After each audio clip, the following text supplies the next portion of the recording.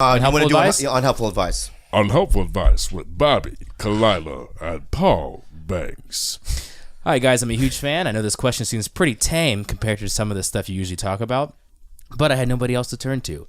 My problem is that my girlfriend can't sing. Now, usually this isn't such a big deal, but the problem is my girlfriend wants to be a professional singer.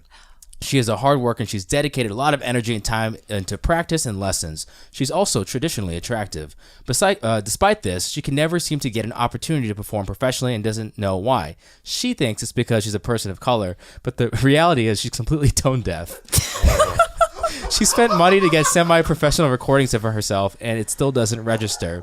I try to be as supportive as I can be and keep the shadow play to a minimum. Should I just be straight up with her and ruin her dream, or just stay out of it? I just feel like she could be devoting her time and money to something more fruitful. Wow. Oh, shit. His name is D. I've done that with, there was a stand-up that I dated. Okay. And she was fucking terrible. And for 6 months, I would say, yeah, you're good. Just keep working. And then one day I just realized she doesn't have it. Any of it. And I just got out of the situation, you know? You know, you can't support mediocrity. You can't blow wind up somebody's ass and tell them that they're good. Or do you think you lie? I mean, I don't know. I mean, I would lie. You would? I like it. Yeah. I wouldn't. I would never be comfortable, shitting on somebody's dream. But yeah. But even Paul, but just listen. Even if, let's suppose, they were absolutely tone deaf and just had no business whatsoever. They don't know anything about songwriting or anything. I see what you're saying, though. He doesn't have to be the one to break the news. At some point, life might do that. Well, and I would say, yeah, life will. Like it probably, if she's terrible, then it's just not really going to work out. But he could also take creative angles and say, like, why don't we use some auto tune? The kids like it. Shadow into some production. Yeah, shadow play. Yeah. Is that, what do you mean? What is shadow play? I don't know if I've heard this term before. I'm serious. I know. Well, there's a song called Shadow Play. Yeah. And I don't know what it means from the song, but I use it, in terminologies, you know. And to me, I just made up the meaning of the word. Oh. So the meaning to me is doing stuff that's kind of lying. But not blatant. But not blatant lying. Helping someone out in a subtle lie. Right. Okay.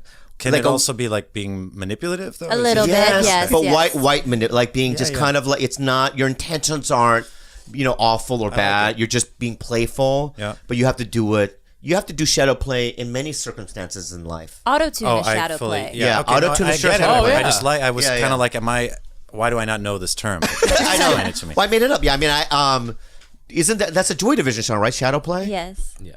I don't know as much as I should know. Yeah, but when you listen to the lyrics, you don't know what the fuck he's talking about. Right. Yeah. So I just used it. It's a great term. Yeah. I really like this term, and I'll propagate that and credit you. Yeah.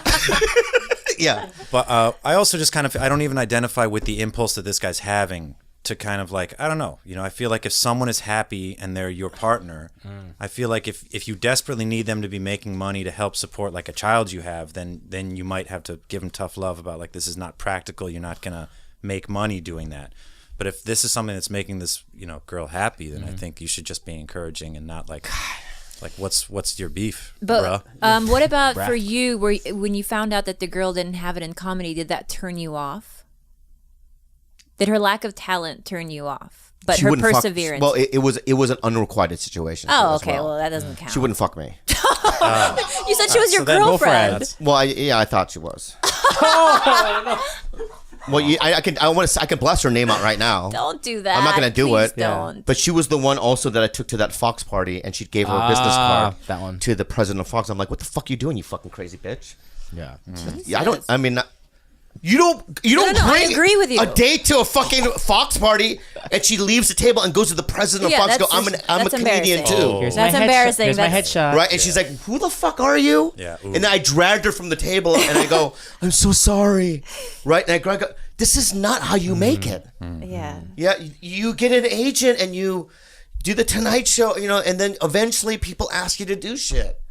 Did you ever watch the episode where Joe Rogan was talking to Brendan Schaub. Are you a Joe Rogan fan? I love Joe. Yeah. So when he told Brendan to not be in the UFC anymore. Oh yeah. Oh, right. I remember That was that. intense. Yeah. That was intense. Yeah. That was really, I was like, Uncomfortable. yeah. And then what did Brendan say?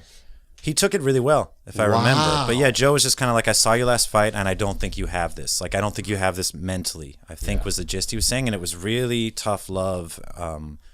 But it came across as the good kind. Like, it seemed like very good, loving life advice to his buddy. And obviously, it's like things have gone very well for Brendan since then. And also, that's a very costly sport too. You know, Totally. where it's it would warrant that kind of conversation where you're like, hey, dude, your life's on the line. Maybe consider not getting your brain bashed in anymore. So Yeah. I just got goosebumps when you said that. Because I didn't realize that conversation had happened. I don't know Brendan Schaub from UFC. I know Brendan Schaub as a comedian. And he's good. He's good, huh? Right? He's getting better. The other day he pulled up in his brand new Porsche. Listen, why are you cackling? All right? He pulled up to the comedy store. And, usually comics, when they pull up the comedy store, you can't park there. Only the best park there. Like, I park there. Rogan parks there. Dalia, we all get to park there. Yeah.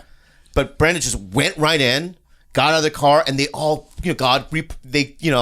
like he's a part of it. And in my head, I do know that Brendan was a fighter. I never saw any of his fights.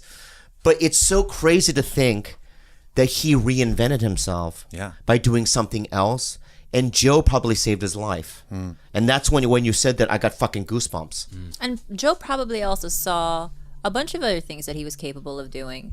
Because I bet you anything, if it was a guy who didn't have a lot of other types of potential, and it was just this like raw fighter, and it's really all he had going, you'd be a little bit more cautious to tell him to stop making a living. But he probably saw Brendan as someone funny and good on a mic and all these things that he is now. Totally. I don't know why, and I'm sure Joe's gonna hear about it because I'm gonna say this now, but I'm so intimidated by him in a way. When I see him, he always says hi. He always hugs me. One time he kissed me in the cheek. Right? I've heard him talk about me on his podcast. Like, people give me clips. Yeah. I saw Bobby Lee there, and he said, killed it so there's no, we're friends, but there is just some, because of the fact that, it's either he's an alpha male and I'm not, or he was a headliner when I started, but there's something going on psychologically that when I'm around him, I'm aware that I'm around him. I'm not like that with Dana Carvey or anybody else, like anyone big. It's him, and Mark Maron is the same way. Is it alpha, or is it just that he's very comfortable in his own skin? Wow. I don't think he's necessarily. He's a very knowing man. He's a very brilliant, intelligent guy. He's very smart. Yeah. And I think maybe you think he's always going to have something back to say to you if you were to like misspeak, maybe. No, that's not what it is either. Do you have someone in your life that you feel that same way about, where you're like, whoa, I don't know why. I mean, he's a peer of mine, but you have that reverence. Like, I've had it. Yeah. I don't have it that I can think of right now, but I've definitely had it. Yeah. Okay. Good. Like looking up to somebody, and I think it was uncomfortable at the time to be that sort of in awe of a peer. Yeah. But then I resolved it. Yeah. And then I think you just have to, love yourself and love them. Right. Like, it's getting better. I'm not saying, because before I couldn't say anything. Yeah. Like 15 years ago, I would be like, oh yeah, okay. But it's so funny that you say that, because you guys have such, like, you've had bonding experiences with Joe where you almost got killed at the strip club together. I know. I heard about that. Yeah. I've had. That's because you were, and it was you. It was him. Right? Yeah, it was you. That's a good story. What? It was you. Not that you were inadvertently generating the danger. Yeah. And Joe was like, we gotta get out of Joe here. was like, they have guns, and you're like, I don't give a fuck. I know. That part, right? But first of all, can I just say this? I'm 47. I must have been 25 years old when that happened. Yeah. I was, and also, if you see photos of me at 25, I look like I'm 11.